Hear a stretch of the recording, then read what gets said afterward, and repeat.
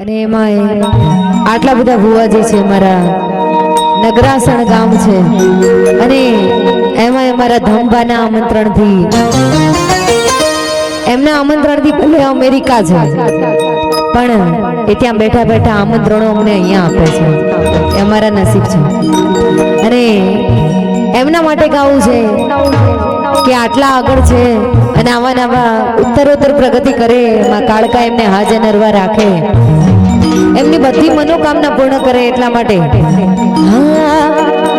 એ મારી મહાકાળી તારું સપનું પૂરું કરશે કરશે